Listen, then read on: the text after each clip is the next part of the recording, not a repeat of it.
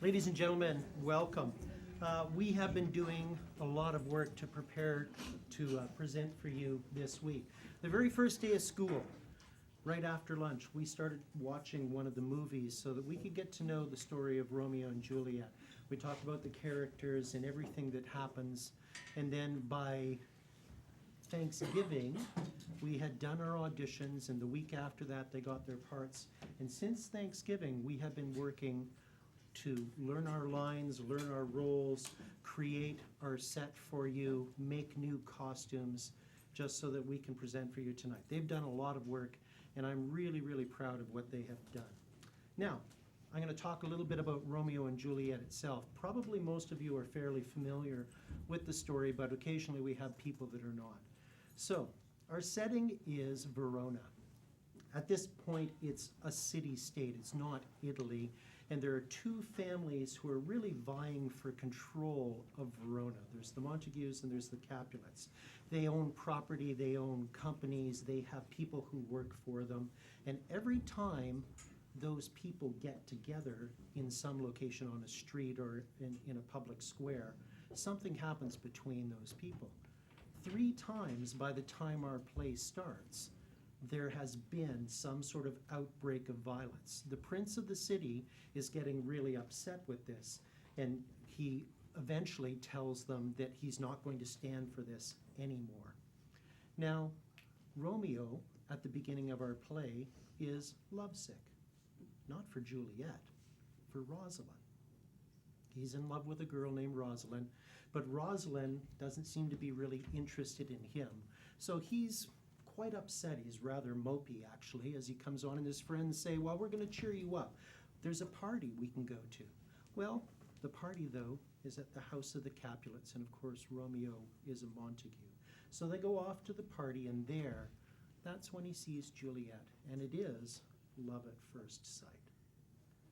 Romeo and Juliet work really hard they get secretly married, to make their marriage work, but unfortunately, it's some of Romeo's friends that cause an incident which puts them on that road to a tragic ending. You're going to see something happen between Tybalt and Mercutio, and that's what set things off on the path.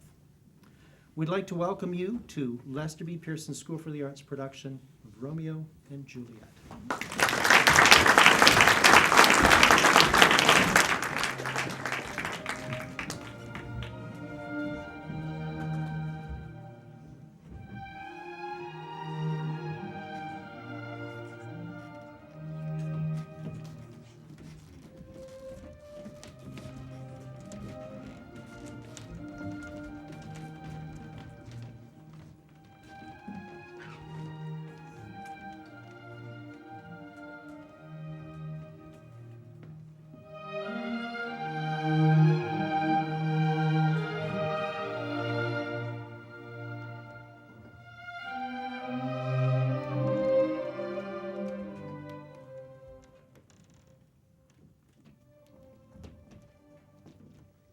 Two households, both alike in dignity, in fair Verona where we lay our scene, from ancient grudge break to new mutiny, where civil blood makes civil hands unclean. From forth the fatal loins of these two foes, a pair of star-crossed lovers take their life. Whole misadventured, piteous overthrows do with their death bury their parents' strife.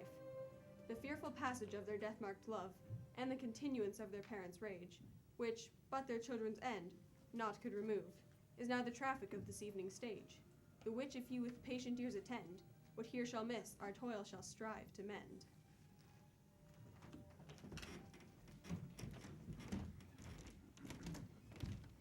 A dog at the house of Montague moves me. To move is to stir, to be valiant is to stand. Draw thy tool. Here comes 2 of the house of Montague.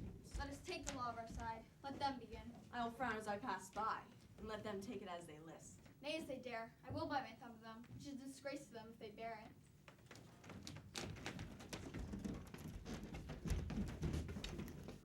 Do you bite your thumb at us, sir? I do bite my thumb, sir. Do you bite your thumb at us, sir? Is the law of our side if I say aye? No.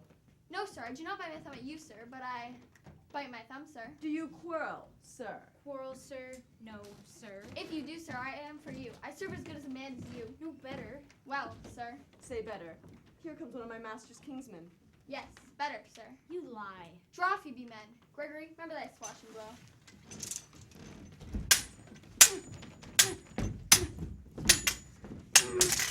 Part fools, put up your swords, you know not what you do. What art thou among these heartless hinds? Turn thee, Benvolio. Look upon thy death. I do but keep the peace. Put up thy sword or manage it to part these men with me. What drawn and talk of peace? I hate the word, as I hate hell, all Montagues, and thee. Have at thee, coward.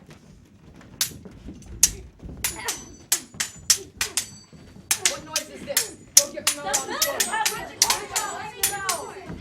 My sword is hit. Old Montague is coming. Flourishes and blades and bites of me. Rebellious subjects! Enemies to peace! Throw your mistempered weapons to the ground.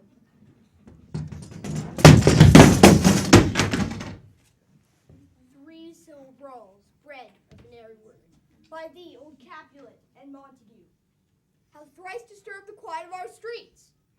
If ever you disturb our streets again, your lives shall pay the forfeit of the peace.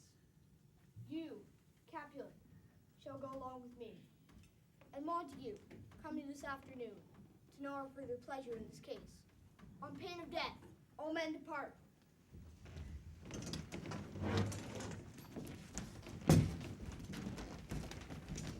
You set this ancient quarrel in a broach. Speak, nephew, where were you when it began? Here were the servants of your adversary, and yours close fighting, ere did I approach. I drew to part them, in the instant came the fiery Tybalt with his sword prepared. As he blew defiance to my ears, came on more and more, and fought on part and part, till the prince came, who parted either part. Oh, where's Romeo? Saw you him today. Right glad I am he wasn't at this fray. Madam, an hour before the worship sun, peered forth the golden window of the east. A troubled mind drave me to walk abroad, that westward broodeth from the city side. So early walking did I see your son. Towards him I made, but he was ware of me, and stole into the covert. I, measuring his affections by my own, gladly shunned, who gladly fled from me. Many a morning hath he there been seen with tears. In private in his chamber he pens himself. Locks his windows and shuts far daylight out. Black and pretentious must his humor prove, unless good counsel may the cause remove. My noble uncle, do you know the cause? I neither know it nor can learn from him, Have you importuned him by any means? both by myself and many other friends. But he, his own affection's counselor, is to himself. But to himself so secret and so close. Could we but learn from whence his sorrows grow, we could willingly give heroes know. See where he comes? So please you, step aside. I'll know his grievance, or be much denied. I would thou wert so happy by thy stay, to hear true shrift. Come, madam, let's the left. Tomorrow, cousin. Was that my father that went hence so fast? It was.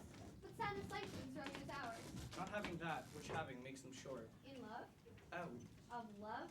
Out of her favor where I am in love. Alas, that love, so gentle in its view, should be so tyrannous and rough in proof. Alas, that love whose view is muffled still, should be so rough and proof. Dost thou not laugh? No, cuz, I rather weep. Good heart, at what? At thy good heart's oppression. Why, such is love's transgression, this love that thou hast shown, doth add more grief to mine own. Farewell, my cousin. Soft, I will go along. Tut, I've lost myself. I'm not here. This is not Romeo. He is some otherwhere. Tell me in sadness, who is it that you love? In sadness, cousin, I do love a woman. Oh, she is rich in beauty, only poor. And when she dies with beauty, dies her store. Be ruled by me, forget to think of her. Oh, teach me how I should forget to think. By giving liberty into thine eyes, examine other beauties. What doth her beauty serve, but as a note where I may read who passed that passing fair. Farewell, thou canst teach me to forget. Oh, pay thy doctrine, or else die in debt. My lord, I have your long sword. My lord?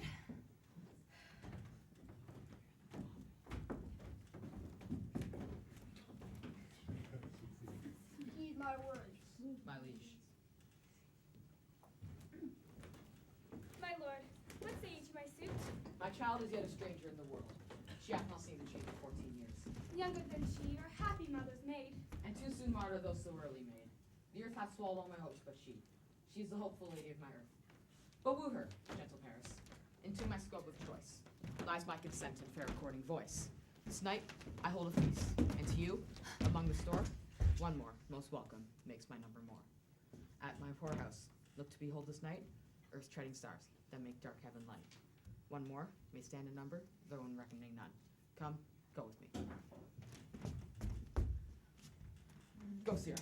Find those persons out, and to those names writ there say, welcome to my house on their pleasure stay. I'm sent to find those persons, whose names are here writ, and can never find what names the person hath here writ. I must to the learned, in good time. Hatman, when fire burns out another's burning, one pain is lessened by another's anguish. Take thou some new infection to thy eye, and the rank poison of the old will die. Your plaintive leaf is excellent for that. For what, I pray thee? For your broken shin. Why, Romeo, art thou mad? Not mad, but bound more than a madman is. Whipped and tormented and... Good den, good fellow. I pray, sir, can you read? I, mine own fortune and my misery.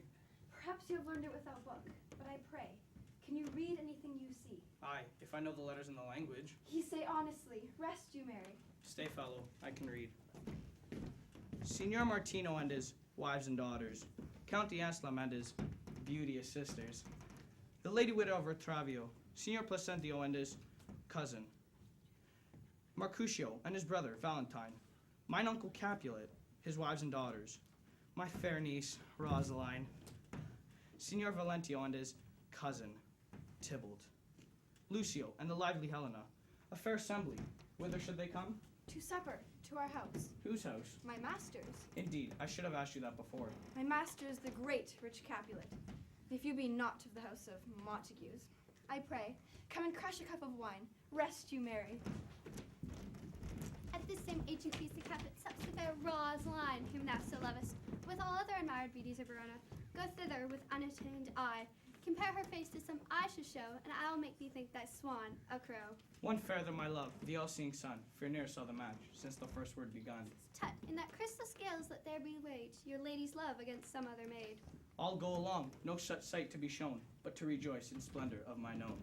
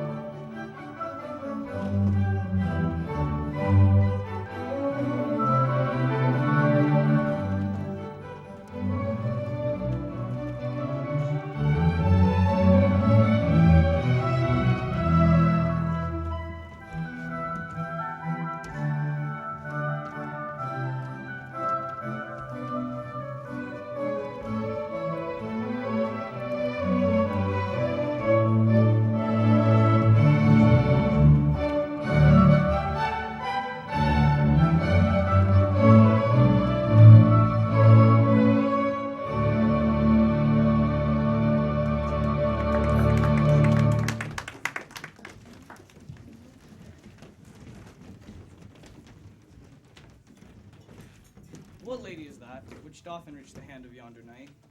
I know not, sir. Oh, she doth teaches the torches to burn bright. It seems she hangs upon the cheek of night. Did my heart love till now? Forswear its sight, for I ne'er saw true beauty till this night. This, by his voice, should be Montague.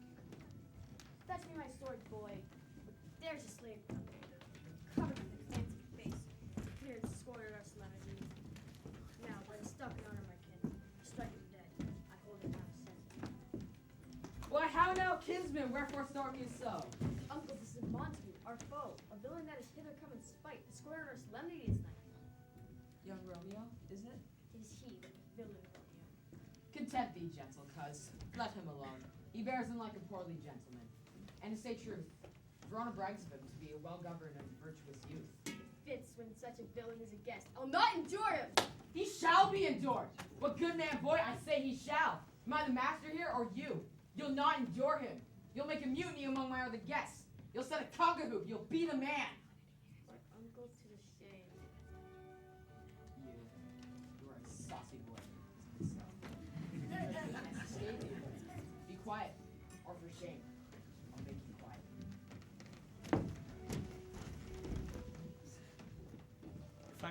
with my unworthiest hand this holy shrine, the gentle fine as this. My lips, two blushing pilgrims, ready stand to smooth that rough touch with a tender kiss. Good pilgrim, you do wrong your hands too much, which mannerly devotion shows in this. For saints have hands, which pilgrims' hands do touch, and palm to palm is a holy palmer's kiss. Have not saints lips, and holy palmers too? Aye, pilgrim. Lips that they must use in prayer. Oh then, dear saint, let lips do what hands do. They pray, grant thou, lest faith turn to despair. Saints do not move, though grant for prayer's sake. Then move not, while my prayer's effect I take, lest from my lips my sin is purged. And have my lips the sin that they have took. Sin from thy lips, O trespass, sweet Lears, give me my sin again. Kiss by the book. Madame, your mother craves a word with you. What is her mother? Mary, bachelor. Her mother is the lady of the house, and a good lady, and a wise, and a virtuous. I nurse her daughter that you talk of all. I tell you, he that can lay hold of her shall have her chinks. Oh, is she a Capulet? Oh dear Count, my life is my foe's debt. Away, begone. Spurs at the best. Aye, so I fear, the more is mine rest. Come hither, nurse. What is yon gentleman? The son and heir of old Tiberio. What is he that is going out the door now? Marry that, I think young Patricio. What is he that follows there, that would not dance? I know not. Go ask his name, if he be married. My grave is like to be my wedding bed.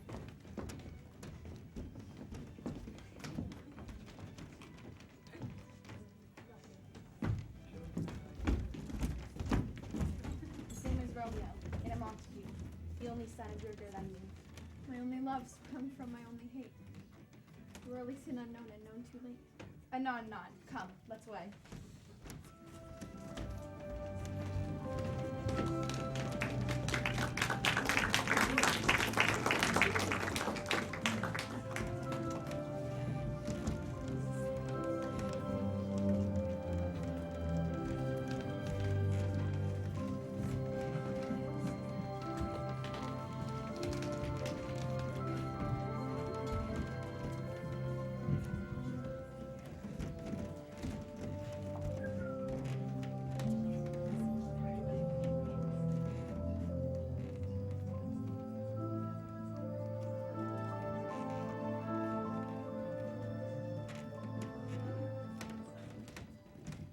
Forward when my heart is here. Take back, dull earth, and find thy center out.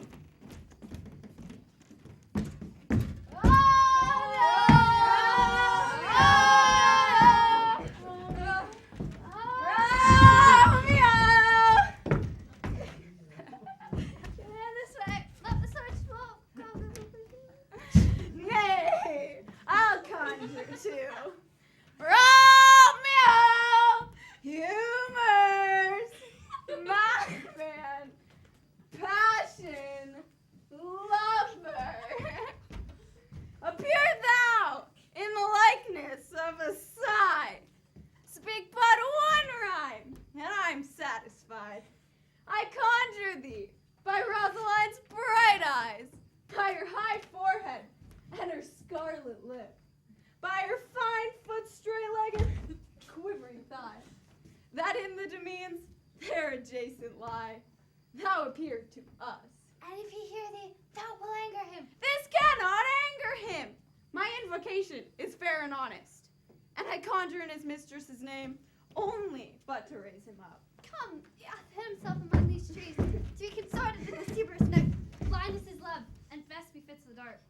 If love be blind, love cannot hit the mark. Come, shall we go? Go then, for 'tis in vain. Seek him by means not to be found.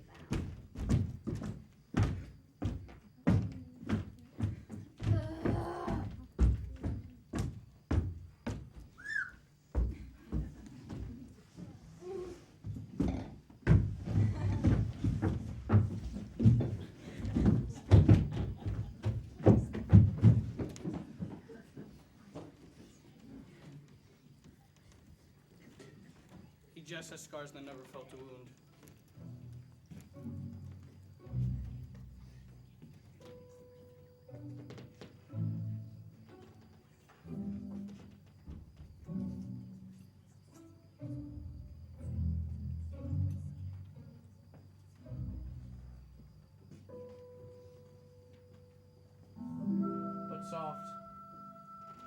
but light through yonder window breaks. It is the east, and Juliet is the sun. Arise, fair sun, and kill the envious moon.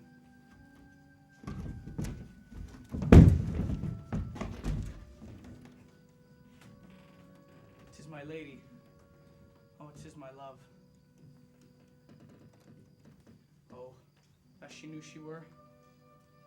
She speaks, yet she says nothing. Her eye discourses. I will answer it. I'm too bold, yet not to me she speaks. Two of the fairest stars in all of the heaven, having some business, do entreat her eyes to twinkle in the spheres till they return. I me. She speaks. Oh, speak again, bright angel, for thou art as glorious to this night. Romeo. Romeo. Wherefore art thou, Romeo? Deny thy father and refuse thy name, or if thou wilt not, he but sworn my love, and I will no longer be a captive. Shall I hear more, or shall I speak at this? 'Tis but thy name that is thine enemy. Thou art thyself, but not a Montague. Not Montague. Be some other name. What's in a name? So Romeo would were he not Romeo called. Retain that dear perfection which he owes. Regret that title. Romeo doff thy name, and for thy name which is no part of thee. Take all myself.